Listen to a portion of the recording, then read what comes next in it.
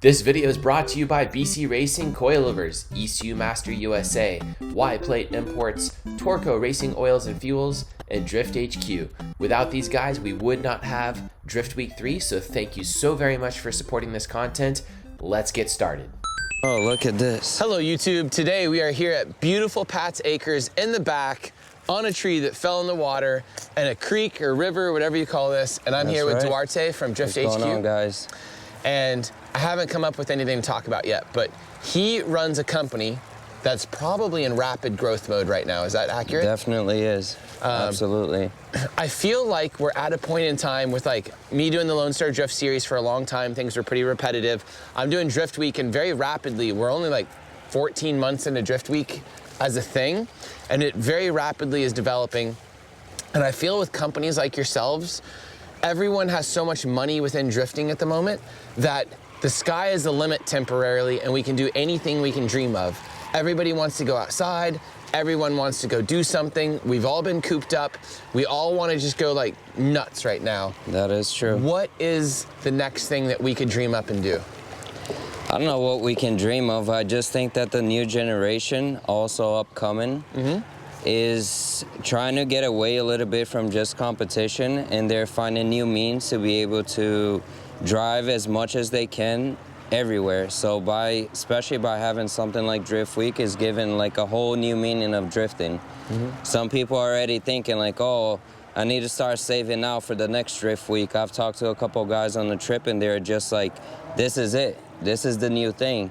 Like, screw Japan. Like, let's just drift every Drift Week for the next 10 years. Who knows how long it's gonna last, but I think this is the new thing. There's nothing better, more that you can get more seat time, different tracks, different drivers. I mean, you can drive with people that just started, and you could drive with pro drivers, and you're not gonna get this in any other track, because at the normal tracks, usually pro drivers kind of tend to stick with like better drivers, or they're gonna stick with people that they know. In this place, you're like, yeah, can I go with you? And they're kind of like, yeah, jump in. If they feel confident in you, you're gonna be able to drive with them, and with people that you wouldn't never, ever have seat time. And it just makes better drivers out of it at the end of the day. So I think this is it. You've created a monster. No, I think though we could think up new things. Like right now, you probably with your company are looking to spend money and looking to do neat things within drifting, because that's why you're in Drift HQ. That's why you have a company. Absolutely. A couple years ago, you were doing the C7 Corvette with, I don't want to say his name wrong. Baryon? Yep. I always think it's pronounced something crazier. Yeah, it's easy. Baryon. And you guys were all in the competitive aspect. I'm sure that was a big investment and spending a lot of money and everything. You guys weren't doing that the last year, correct? He wasn't coming in? He went in like last year, but he had a lot of issues with the engine itself, which was outside of anything that we could do, because it was a sponsorship deal. So the engine kept blowing up every other track. So it was kind of out of our hands at that point. So, which kind of sucks, because we did put a lot of time and a lot of effort into that car. For him not to really do anything with it, we spent a lot of money sending the guys to the tracks and helping out as much as we could, because obviously he's in Brazil. The money exchange is extremely high at the moment. So for him to come here and try to pay us in dollars, he probably wouldn't been able to afford it without our help, and we felt like the need to be able to help him, because we met in Brazil, we liked him, and he needed assistance here to be able to be competitive. So we're like, okay, let's hop on this car. It was a new generation car. It was also a learning experience for everybody. But just by taking him and him not being able to do something, kind of we took a step back, and we were like, hey, we're not going to do anything this year with him until you're ready. That car is 100%, and we'll see in the future how that holds out. But we are always trying to invest in new things, new ideas, new drivers. Whatever the idea is that's going to make the community better, that's what we're really about having fun and just having a blast out there. Right now, you're probably investing a good amount just doing some grassroots events, clutch kickers, Formula D, and you've done a bunch of Drift Week now, so I assume this has cost you a lot. Absolutely. Absolutely. So you're doing all these different things with drifting, spending money. Where do you think that you're going to continue spending money in the next year or so? Where was the best money you spent? Because again, you're a company, and I don't always get to talk to companies, and you're able to apply not just for your own drifting, but like the corporate money to change drifting in a certain way. If everybody's putting money into Formula D or clutch kickers or a very specific thing, it bleeds out everybody else. Well, it changes things quite a bit, and those grow, and they get a bunch of influx of cash, and they get to go crazy and change. Yeah. What do you see yourself spending money on soon? We like to spend money on events, like up and coming events. Like wherever there's a new up and coming event in our area, let's say like in Orlando, they have a new event organization that's kind of taking over like the kart scene and trying to do events and little competitions here and there. Nothing crazy, just like showing up, either support van style or actually driving. We'll always sign up for them. Like if they have a back end that they're actually gonna do what they say, that's a lot of what we look for. Since we're part of the community, it's kind of easy to dictate, oh, this guy is for real, that guy is not for real. When we jump in, once we jump in, the people, like the difference that we have from other companies that sell parts, I think comes from us being one of them. So it kind of like, it already like serves a purpose for them to come and be like, no, they drive as well as they help, and they also support as far as sponsorship side, prizes. We give like steering wheels out, we give even car shows as well. Like we are partnering up with a lot of big car show companies to kind of introduce drifting to the car show people as well, because you would be surprised of how many more drivers it brings out of that. So we'll go do demos like throughout Florida, Georgia, wherever they call us. And we've even done like some music videos with artists and stuff like that. So wherever the opportunity is, we never say no. And I think that's what grew us that fast. We did a video with T-Pain that was a really like good hit for us. So like everybody knew, oh, the green car's on the T-Pain video. And then we did a couple other music videos. So now what the producers, they always call us and get us to get them drivers for whatever specific reason that they're looking for. Neat. So it's this past weekend we got 3 drivers. One of them they recorded a music video on Friday, and 2 recorded a music video yesterday in Miami. So that kind of stuff is always helping wherever we can. And we love it. We do this because we love it. Because it obviously is not just for the money, because that comes with time.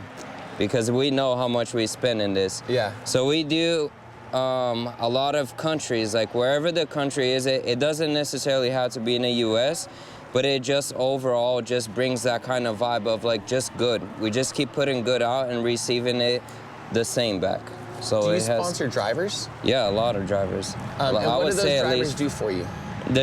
Some of the drivers help us in getting their friends to buy, their friends to support. Is like a ongoing thing. There's not a lot of money in parts, and we all know this, like especially in the US, unless you're making your own product, you maybe make 10-15% on a product if you're lucky. The Amazons and the Walmarts, they pretty much killed everything that you can sell online. So drivers, what we always look for in the drivers, what are they doing for the community? Like how much influence do they have? They don't need to be a pro driver. We have regular drivers that will bring 50 to 100 new customers that are just guys that people look up to them. They're just guys that say, hey, I'm having this issue with the car, which part should I use? And these are the guys on Facebook saying, buy from Drift HQ, they're gonna give you the best customer service, go to them, go repetitively, no matter what. And we have, all of a sudden, we have all these little sales guys all over the world that all we are doing is supporting them, giving them, let's say they're like, hey, I'm gonna go compete in clutch kickers, what can you guys help me with? Say, what do you need for your car? In case they need like a fire suppression, hey, my car, I'm trying to add this to the car, we'll say, okay, we can give you this part, or we can give you this entry fee. And the other side of that, I connect companies with drivers as well. Like big companies that are looking for a specific driver in something. Let's say a company called me the other day, Aeromotive. We couldn't match what they wanted in our cars because we already used Nuke Performance, DW and stuff, but they wanted to work with us and they're like, hey, can you find me a driver that will fit this, and we'll support them. So I'm like, can you pay their entry to Clutch Kickers? Can you get them a tent to put in Clutch Kickers? Can you give them parts, or can you give them this? Same thing with WiseFab. They called, they needed a Lexus IS 300. Same situation. If they need something and we cannot provide of one of our own cars, we'll always pick a driver and say, hey, it's your lucky day. You're getting these many parts for free. Connect with the driver, and next thing you know, they made a great partnership. It makes us look good at the end of the day, and it's just that balance of making the companies happy at the same time and the drivers, which on the Facebook level of things, we dominate every market, everything that you can think of, because we are constantly there. You need something, it's midnight, Saturday, it's Sunday, we'll drive to you, we'll go take you this part. Well, whatever it is, we are just one of them, and we get the same help back. When we break down, just like even on this trip, every time we break down, it's 10, 15 people that are willing to go and make the leap to go help, because we are kind of the same. We do the same thing for them as they would do for us. So, what's missing in the drift market right now? Because you say Clutch Kickers a lot. You're not saying Formula D a lot. Yeah. You're talking about some grassroots stuff. Yeah. I assume that's because they're located very close to you guys, and that's what most of the people in the Florida region are into right now? Yeah, I would say what's missing right now, it's more tracks that are willing to work with organizers like yourself and stuff, so that it can become more affordable at different, since like it went from competition, went from like having a bunch of rounds to be able to earn your license. It's kind of like all the shootouts all over the country, which we support a lot of the shootouts as well, but it's just kind of, it's missing the in-between. It's kind of like grassroots, FD, and what's in the middle. So whatever is in that middle right there needs to be resolved. Whether it's more go-kart tracks that open up to drifting, to be able to make better skilled drivers, like more practice, more seat time, less spending on the cars. What we see a lot is the big balance. Some people don't want to spend anything, and then some guys are spending over 100 grand. So there's no in between. People think like, oh, I'm never gonna be anybody if I'm not an FD driver. So now Clutch Kickers kind of like is like turning to be that in between, but at the same time, Clutch Kickers has a way bigger payout than FD. So what it's bringing? No, they don't. I mean, like the payout for FD, I always hear that. And I'm like, the payout, FD's payout is they give you a platform with which to sell sponsors on. Yeah. And you bring in huge amounts of money, because Von Ginn and all those guys, the payout isn't big enough if for you Clutch can Kickers. get it, So, absolutely. Right, and I was gonna say, more people bring in more money to sustain themselves. FD, everybody always bags on FD, and I just wanted to say FD does put millions of dollars of sponsorship it's a money, huge corporation. millions of dollars of sponsorship money into the teams. Yeah, but at the end of the day, don't discount them too much. Well, we don't discount them because we are part of them. But when I say that the money-wise, at the end of the day, if they do win, it's not that much of a big difference. If the little guy, let's say he's very talented and he's coming into FD and he doesn't have a lot of sponsors, which you've seen a lot of people, and it's kind of that thing. If they do win or they come second place, which is extremely hard for them to do, in general, if they don't have a lot of backing, big teams that can swap an engine like 5 minutes or do whatever it needs to be, even if they win, the payout at the end of the day is not substantial enough for them to take the risk. Even if it was $50,000, it still wouldn't, like, you know, per round of FD, it still wouldn't be a drop in the bucket to some of those teams. Yeah, the big teams, but the little guys coming in, then it's a little bit different story. It's the same way with NASCAR and everything too. Like, the payouts have to get so astronomical for it to actually matter to the teams, because the teams spend so much. It's just fun to hold up a giant check and So stuff. what's the in between now? Between that and Clutch Kickers, what would you say? Oh, I don't know, because I'm kind of the wrong person to say this stuff. I think drifting is this weird cultural thing, and I'm somebody that hosts competitions all the time. I'm not sure drifting even needs competitions. I think it does need them for various reasons, which makes the drivers take their cars seriously and get better. And, you know, it's great for the competitive aspect, because it's like any sport, if you just had basketball and you didn't have points, no one would get really good at playing. No one would take it seriously. So of course you need to have points in basketball. Of course people need to do stuff. Because if you just sit there and just shoot hoops by yourself, it's gonna get boring. There do need to be steps to it. But at the same time, drifting is this really weird thing where like shooting a hoop in basketball by yourself does not give you a shot of adrenaline and serotonin and dopamine and everything else. Where drifting is kind of weird where you don't necessarily have to have all that stuff. And say clutch kickers, for example, is a huge tax on drivers because everybody that wants to drive there, and you see it personally, spends crazy money building their cars to a level that they can't sustain because they want to be the best, which is the same thing which Formula D was in the earlier days. And to be a professional basketball player, you just have to play a lot and eat good food and be in good shape, and it's completely different and win the genetic pool of like, you know, being tall and, you know, great muscle structure, all this stuff. Whereas with racing, you just can spend all the money in the world and just keep spending it. And it's very different. Like you have to have something holding back the budgets and like, in drifting, for instance, once sponsorship comes in, you get an escalation of cost or rich people or anything else. And this is the problem with racing always has had, I think, and you'll never solve it, is money kind of destroys it in some ways because it's an escalation process and then only corporations can compete or somebody that's ultra rich that is basically a corporation themselves. And it keeps, as if Clutch Kickers gets huge and they franchised or something, it would do the exact same thing. It would cost as much as Formula D to run. And then they would have the problem. It's getting expensive for sure. Right. And then they would have the problem of they don't have the media to deliver to sponsors to get you top tier sponsors. And you know, they just don't have that media package because they're not Formula D. And they won't be able to sustain the budgets of, you know, everyone and the sponsors and the corporations. So it'll eventually fold, just like Champ Car and other series do because the costs get too high. It's a weird thing to think about, and I think about that stuff a lot because I'm an event host, and I always think about how do I, like with Texas Street Legal, I force the cars to be cheap through a rule book. It literally doesn't help to have $1 million in Texas Street Legal because I'm like, yeah, put your checkbook away. You just can't spend it. And I mean, you could go drive a Ferrari out there and you could, you know, do something crazy, but it doesn't help. You're still gonna get beat by an S13. Yeah, of course. But that's the problem, yes. I think that here, I'm gonna get rid of this stick. I'm annoying you probably. I think that drifting is in a really weird place where it's so expensive and it only like escalates in cost as you do more of it and everything. I don't know the answer to that. I don't know that in-between step. And I was one of those in-between drivers that did D1 USA, I did Nopi, and I did other things. And there was sponsorship money in it, and that's why I did it. And, you know, there was a lot of steps to it. I don't know. I'm doing the opposite, by the way. I'm creating like a vacation package for drifters that's like a bucket list thing that probably would be very difficult for someone else besides myself at the moment to replicate. And I don't think I'll have any. This is so.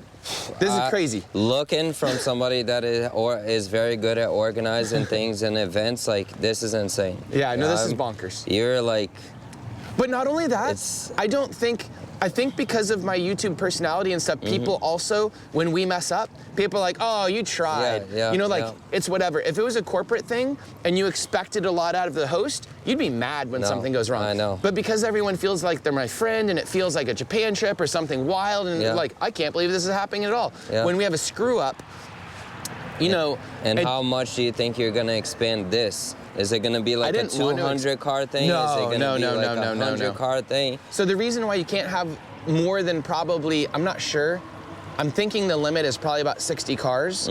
Maybe a bit more at the first event because some will break. As you let in more people, you'll have more failures. But I don't ever want anyone to sit in line. Like, you've been to Clutch Kickers, I'm not picking on them. But how many laps do you get at an event like that? Not many at all. In practice, 10? maybe 100? you get, if you make it 100, only if you went to like the top, like 4, I would say. But you're not even laps? that, Somebody not gets even 100 that. laps? Like, I mean, you're gonna get 20, you're gonna get probably 30 to 40 laps if you make it all the way. That's but a if lot. you only make it to like Actually, 32, really you're only gonna get 4 to 6 laps of practice and then you're on. Like, Then you're that's done? it. You're done. After 2 laps. Okay. Yeah. So the worst people there get 8 laps. And the best people there get maybe 40. Maybe that. At Drift Week, that could be your first couple hours. No, absolutely. And then you're doing it for, you know, a week. And that's the difference of what I'm doing. And they're doing something totally different, which is getting everybody super excited. Everybody loves that series right now. I'm not pooping on it kind of thing. I'm just saying what I'm doing is I'm going in the complete other direction, which is like a vacation. Because when you go and drive, again, not to pick on clutch kickers, I'll just say a competition series with a lot of money, how many people have drastic disappointment leaving when they don't win? A lot. I would say we see it all the time. 80% of the people feel like crushing defeat, probably. And we see a lot of people that show up in the first round and then never show up again. You know, they're like, let me see if I can handle this. And when they get there, there's a whole nother spectrum of them thinking like, oh, I'm gonna do really good here because this is such like, it's just a second gear track, and they get there and they see the talent that's out there and they're like, damn, this is like, just like yesterday, Ben in the Miata beat the Pro 1 Corvette. So it's kind of like. What Pro 1 Corvette did he beat? What is his name? Dirk Stratton, maybe? Dirk Stratton. I was just guessing. So he got second place. So Ben got first place, he got second place, but that's the place that can happen, you know? That is the only place probably that's gonna happen because it's such a technical track and it requires that amount of skill for you to be able to make it to the top. But bringing it back to Drift Week, like just the amount of laps that you could do and what you can accomplish here and how much better of a driver you can become by doing this, you're not going to get this because most of these people will never go to Japan and spend the money and do all the things to be able to even get this. This is a lot cheaper than your first Japan trip. This is a lot cheaper by far. Like we each spent at least $8,000 when we went to Japan. It's traveling, the food is expensive, lodging is expensive. Buying a car. Yeah, that wasn't with buying a car. Like, we rented the cars. Okay. So buying a car, you're way over $20,000, like your first trip there. Especially now, you're probably over $30,000 if you're gonna do this trip. But what I think here is like a lot of people don't expect how much stuff can go wrong. Like, you know what I'm saying? Like it's like insane to me how like some of the drivers were so unprepared for even the first track. So it's like, it's gonna be one of those things that as it goes, hopefully more and more people are gonna watch the videos and realize like, I actually need to come prepared for this because even us, we have a full van of parts and we still may need help. Like every day there's been something that's happened between one of the cars or the van. Like we have a broken down van with an alternator that can't be found anywhere in the country right now. The support vehicle that has all the parts that can't be fixed. Yeah, it's something simple like that. Oh, I lost my train of thought. I was gonna ask you something. Must not have been too important. It'll come back to you. Maybe. It was directly about what you were doing. What was it? Oh, well, keep going. Yeah. Keep going. So just in the fact of like being prepared, like people show. I know, I'm sorry. Yeah, go. Were you at the drivers meeting today? Yes. How many people said they spent less than $350 in parts and repairs? That was such a lie. There was at least 10 people, which is 1/4 of the field of drivers that said they spent less than $350 in repairs. That has to be a lie. Do you believe them? I don't believe them. I do not believe them. I was picking them from the thing. I'm like, no, you've been to the van. The other one, I got you a whole angle kit, so I don't know what you're doing there. Just because he didn't spend it, we warranted it out, whatever, like that was still would have cost him $1,500, and he was over there picking a thing. You warranted an angle kit on this trip? Yeah, just because he CNC 71 kit because he bent it, and I'm not sure what was going on with his car, but he kept spinning out and bending the arm. So we called the company and we were like, hey, I'm not sure if this is a recall or you guys changed the design, but he bent it. The other car didn't bend anything, but he bent it, and that's who we are. We called the company and we're like, send me another one, and we got it to the shop, overnighted it, and that's it. Even us, we came with the van fully stocked, and partially is your fault because I sent you a message like, hey, send me a list of all the cars that are coming. I did not expect how many SRs were coming on this trip. So many SRs, and they don't stop breaking. There's like 3 of them. There's 3 or 4 at least, so I'm not sure if if it was a mix. I know, right? If it was a mix of the cars being because some locals were going too, but it's like, I need an SR this, I need an SR that, and I'm like, holy shit, they're awful. They broke everything. They broke like everything in their cars they're having. One was having a head gasket problem immediately that broke down. He's in this trip. So we didn't have a head gasket for He got a him. head, and then it ended up being the whole bottom end was broken. That's awful. So it went that to power steering, to this, to that, to motor mounts. We had some of the stuff, but some of the other stuff, no, we did not have it. So it's kind of like, I would say that the people that broke the least are the newer cars. The newer cars like Jordan's car, that Mustang. So if you're gonna take anything from this, the newer the car you have, I would say definitely come in a car The that F80 literally didn't that- break anything. No, Not and a that's part. what I want for if I'm going on the next drift week, I want an F80. Yeah. Like You broke how many 100%. axles on an E36 and diffs? 5 axles and now 1 diff. The diff we just broke going to the gas station right now to fuel up, but the last track we were at, 5 axles. Like the Affinity Circuit, we couldn't figure it out. Even Chelsea went under the car. We don't know what it was doing, why it was doing it. We have like, He doesn't maybe have it was, M3 axles, by I the don't way. have an M3 axles, I don't have, but it will get that when we come back. And I was just pushing my luck because the same thing happened at the other one at Mid-Pond. All the other tracks are fine, but then Mid-Pond got super bumpy, and I'm not sure because of Affinity on the jump or wherever it was.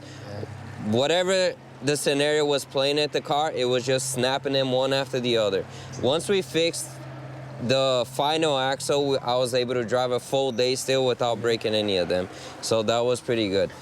Okay, going back to Drift Week, or sorry, going back not to Drift Week, but how do we change drifting? Because you have money to spend, and you've been spending a lot of it, and if you could properly apply all that money, here, let's ask this. How much of your money on the marketing side is kind of wasted, and you have best intentions, but it doesn't better drifting?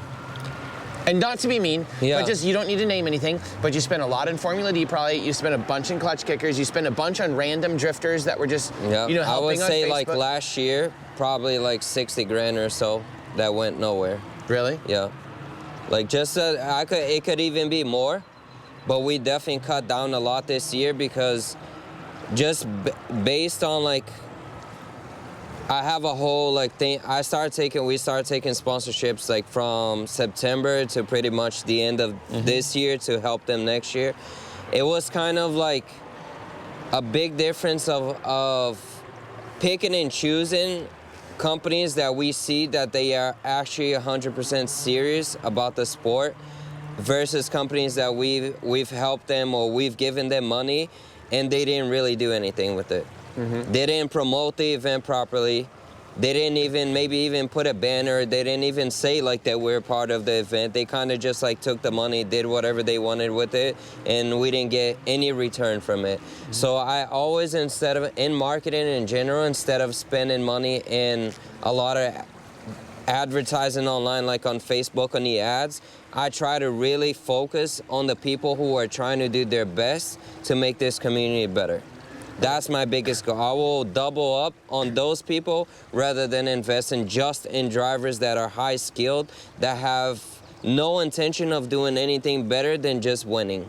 So what do you do going forward to apply your money? Because $60,000 is a lot. Yeah. What do you do to apply that money better? Well, Where would you put it? I would say with event organizers that really have the intention, like this guy. I'm not leading into this. I'm just asking.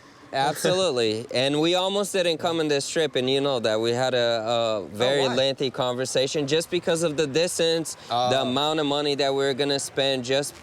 We knew we had to. It was just a stretch for us, knowing that that van could break at any minute and leave us. We ended up buying the wedge that you suggested, buy the wedge and bring the cars in the wedge in case the van broke down. We could put the van on a wedge and then still make it here. No matter what, once we decided to come in, we had a good conversation. We're like, okay, let's support this because it feels like this cannot even happen anymore without us. No, the van's awesome. The amount of people we've saved throughout like the last 10 days or whatever it's been has been like amazing.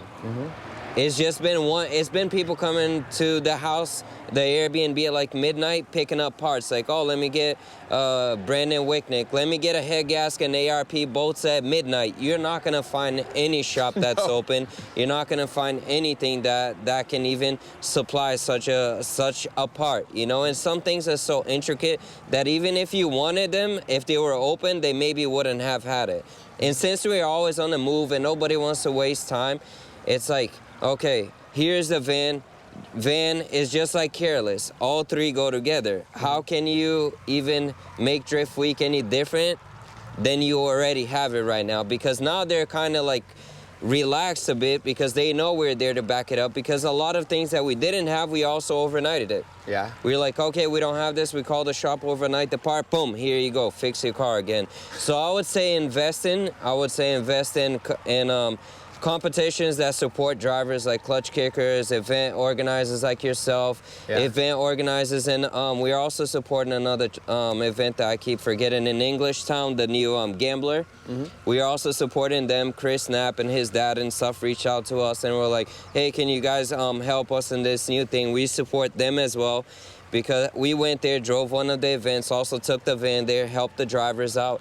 And that event was gnarly because there's walls everywhere and people totaled like 7 cars that day. Dang. It's really brutal on the cars. So it's kind of like that. It's just helping drivers, organizers. There's some drivers that are like, this is their life. And like whatever they can do to help bring more drivers in, because this is it. Like, I don't see myself doing anything other than drifting. So it's like, I'm so embedded in different kinds of parts of drifting itself that I just feel like reinvesting back into the community is always gonna be the best thing that we could do. Yeah. Like, there's nothing, I hate ads, Google ads and whatever. I just feel like it's such a dead thing. All the money leaves into that. All the money leaves into that.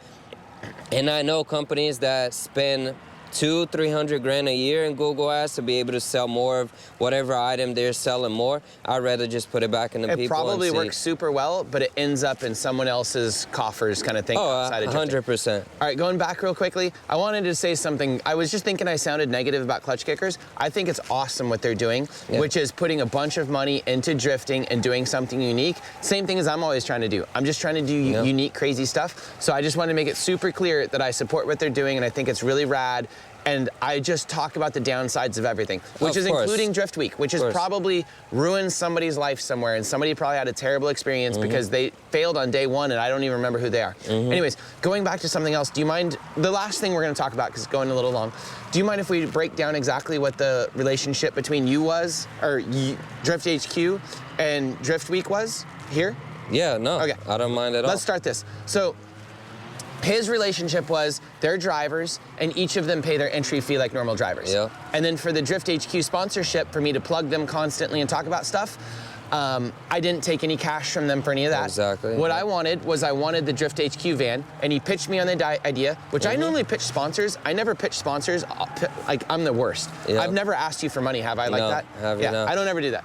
But what I did want, I'm an idiot, I should, but that's not how I work. I'm an idiot. So I was just like, please bring the van. And they're like, it's too far. And I'm like, let's figure this out. And I think he said, why don't you give us a sponsorship package and we'll figure out the van. And we kind of chatted back and forth. And I was like, that's amazing. Because what I want out of the sponsor money most of the time is to put something directly back into the drivers, such as parties, such as an equipment. I brought more trailers, more tire machines, more everything, more generators, more air compressors. Everything more to planning. Make it easier. I flew out here in advance and did more reconnaissance. I came out here weeks before and did reconnaissance. Yeah. So anyways, they brought out the Drift HQ van, and it's a huge portion of Drift Week now where without that van, it would be hard because your car breaks and you can't go anywhere to get something. So you have to, figure all that out, which is the fun of Drift Week too. Yeah, it makes the adrenaline level of it. Like even you're always on the edge of being you're broken. Can I get to the next place? And I'll tell you, like, this Drift Week has been the most organized. Like, compared to the other one, it's on another level. Complete. This is relaxed. Yeah. This is, like you said, this is like vacation. Drift Week 2 was stressful. Like, this is a real vacation. You got days in between of traveling that you can take some time off, go sightseeing, do all these crazy things that on the other one, it was not. It's like 5 o'clock, we're rolling, whoever goes doesn't go, we're leaving you behind. And I felt that. I was left behind in the first track. Leaving. I know, I was like, I'm actually the one staying behind. And like, luckily for you, you pointed me to the guys with the trailer. They did. Oh, that's right. I told you, you're on the wrong side of the country. I know. The other side of the country, but then it worked out really well. It worked out amazing. So it's okay. The people are amazing as well. When I work with people, I try to make it organically work between them. And what I was going to finish off saying on that is, hopefully, by bringing that van, you are making money working with Drift Week, so that you're selling stuff and making everyone that gets a part from you is going to like thank you and remember you. Oh, 100%. That is customer acquisition like crazy. They're gonna buy you from you forever. That to me is worth more than anything else, because a lot of people come up to us. One, they say like, oh, you should double what you charge, because they see the prices on the item and they're like, oh, you're price. Not, yeah, it's a normal price. You're not, and I'll be like, would you remember somebody that just ripped you off? Yeah. And you're like, probably, would you remember them in a good way or a bad way? And would you buy from them again? And they're like, probably not. And I'm like, why would I do it? Because there's not enough parts that could break here that could make us money from coming on this trip. Even if they probably, unless they went and bought every single item on that van, we wouldn't be able to come up from this trip on the upside. But just a person remembering us that we saved them on this trip, and they're gonna go back to all their friends and say, hey, this van saved me on this trip. There's a lot of people that always wanted to meet us, like especially on this coast. We had a lot of, like, I would say internet friends that have been dying to see us, drive with us and stuff. So once they actually got here, that we saved them, because people come up to the van with their head down and they're thinking that they're not gonna have this, and you they're don't like, have that SLR do you have kit? this? And we're like, yes. And they're like, no. Just that feeling alone is worth a trip. And then they're like, no, they saved me. They go back, they say, and that's what we want. We're not doing it. That's exactly. Say, like after Drift Week 2, people are like, after Drift Week 1, everyone was like, Aaron, charge us more and do a better job. Yeah. And I'm like, oh, okay. Like literally everyone was like, the entry fee's too low, charge more and whatever. And then I felt really bad. And then after Drift Week 2, everybody's like, Aaron, charge more and do a better job. Yeah. They're like, we're spending a lot of money to do this. They're like, make the event better. They're like, we want to spend more. And I'm like, okay. And even with this entry fee, I thought it was pretty high. I still have drivers coming back. Not all of them, obviously, because I think we're at a happy medium now where I can make money and you guys get a really good experience. But some of the drivers are like, Aaron, charge more. They're like, I want a mechanic on staff and I want a trailer behind us, to like a wedge to pick up the stragglers. And I was like, you shouldn't bring your wife, you should bring a mechanic. Like, this is a crazy trip. And they're like, yeah, but just charge me more and have those things available and have a few more drivers too, and then you can afford it. And I'm like, then it starts to lose the flair of the whole event, you know? And then, but there's people that want this to just be a straight vacation. I think about Ebisu, I don't want to work on my car at Ebisu. Power Vehicles, thank you, Power Vehicles, takes care of my car. And if it was just me, the trip would not be nearly as good for me, and I wouldn't go back all the time. Yeah, because I knock a whole corner of my car off, and they're just like, we got you. They're like, go to lunch or go home and we'll have it done tomorrow. There's a couple, and that's what, like, for us in general, like, I don't personally touch the car. I can't even barely eat my sandwich without somebody coming to me and asking me, oh, do you have this part? And then I have to go find the part or whatever it is. So like I don't even go close to it. I'm lucky enough that we can afford to bring the mechanics in, which they also help drive the van. Like, they're dual purpose. They do everything that we can. Today they're gonna be able to drive a little bit the cars, which they're replacing the diff now to go take it for a few laps, because I feel bad. They've been wanting to drive the whole time, but they haven't been confident with any of the tracks but this one. So going back into that, it's kind of like, if people bring like their spouse or whatever it is, it's just gonna make the trip for them, I think, in a sense, more entertaining, because it's kind of like a vacation. But if you do have a mechanic that, like, that can help and assist, because sometimes my guys will go and help and assist other drivers, but they're not here for that. Like, they're not being paid for that. So they will go up until a certain extent, and then they're like, okay, this is too much, you know? And I see. Wait. I just had a moment of clarity, and I'm going to bump in so I do not forget this. What if Drift HQ also had mechanics on staff that the drivers could come up and pay a reasonable amount, $40 an hour, 50, what do you think's reasonable? Yeah, that's pretty reasonable. And they just, you're like, hey, I need a tie rod. And you guys have tow plates, you got a mechanic, he does that. And you put it back, that could I don't think anyone would work on their cars until the line got too bad. Yeah. Would you do that? Well, we could definitely talk to them about that. No. Yeah. Would you talk to me about that and agree to it on camera that you're going to bring mechanics? All right. But that would help you monetize stuff because your mechanics probably have a bunch of extra time. Yeah, they do have a lot of time. Because I was thinking about hiring a mechanic and then charging him out, and I'm like, I don't want to do that. I don't even want to do the tire service. Yeah. I just want to be like a tour guide and make sure everybody's having a good time. Yeah. Everybody tells me do that. on Drift Week 2 and Drift Week 1, they're like, Aaron, quit picking up tires. You shouldn't be picking up tires. You shouldn't be changing tires. You shouldn't be doing this or that. You shouldn't be loading the trailer. They're like, you should have people for that, and you should just be making sure everybody has a good time. They're like, your hands shouldn't be dirty. But I feel like a piece of crap not working, and when I should be managing, because you know how it is. I know. You work too. I'm always constantly. If I could offset that to you and you could figure out how to make money on that, that would be amazing. We should do that. We could definitely. All right, he just agreed to it on camera. Okay. No, well, I wish I had another. Definitely. This was a fantastic idea. All right, I'm gonna forget this, by the way. You have to remember it. I'll remember it, goldfish. We'll have to have an ad rate and stuff, because people would probably start bringing their girlfriends and stuff if they didn't have to have mechanics. No, but we've had several people come up to us, and they're like, they were pretty damn honest. They're like, I don't know what I'm doing. Please, just tell me what I need for this car. And I'll send Chris over their car and take a look and stuff, and he'll be like, okay. Sometimes they'll be, what could take to them 2-3 hours, it'll take our guys, they'll look at it. Not even, it'll be like, you put that with that, boom, you're done. Like, it happened throughout the whole trip. They'll walk over and come back and be like, okay, they're fixed, they're good to go. I love this idea. So they're kind of like, they're experts at what they do. They're custom builders. And this trip, put down little race trip, we did not bring the welder because we thought somebody was gonna bring the welder, but you would, like, Fielden, the first at Villains, already hit the wall, messed up he was already expecting, because on the other Drift Week we had the welder there. Yeah. But we're like, we're not gonna take it. It's maybe somebody up there will have a welder. So a welder is just as much as needed as a mechanic, because people are constantly like a diff. Maybe you find a diff and you don't have a welder. Maybe you did. Yeah. Like, so many people, somebody broke an IS 300 arm yesterday, and they could have just have it welded back, put a plate on it, and then send it back until they can get another one. It was on a Sunday. So those kind of things, having the balance between having a welder, the mechanic, and the parts, that's it. That's all you need, pretty much.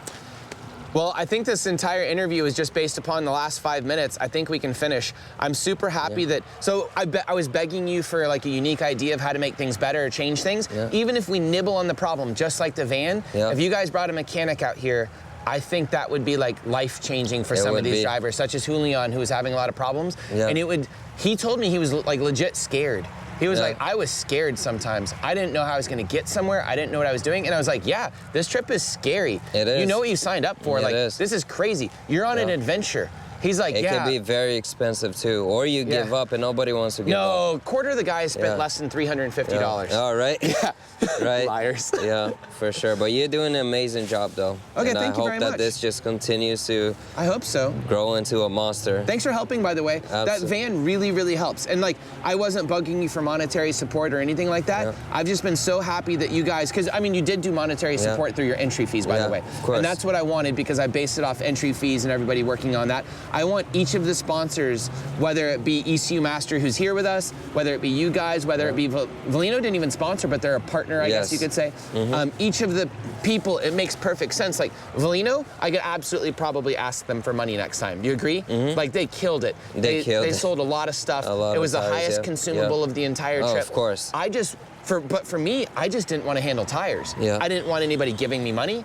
I didn't want to be selling them. I didn't worry about profit margins. I would be a middleman. I wanted to cut myself out as a middleman, because for me, the biggest thing that matters is the drivers are getting the cheapest tires and the best deal possible and the best experience possible It's And putting really an about the inexperienced- experience because right. And an inexperienced tire distributor is the worst idea I ever. know. I tried it on Drift Week 2.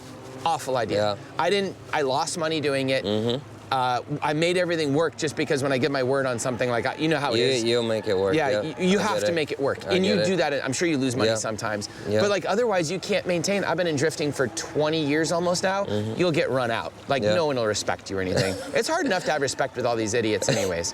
All right, I get it. Let's be done. All right. Thank you so much. Thank you. Remember that mechanic thing. Yes. And we're also doing a Drift Week soon. I heard that. What it was. Let's shout out the normal Lone Star Drift sponsors too. Valino Tires, BC Racing Coilovers, Spec Clutch, GK Tech, NK Wheels, ECU Master, NRG, and What Monsters Do. And we host events, so always check on our schedule and see when the next event is coming up. Thanks for watching, guys. Bye.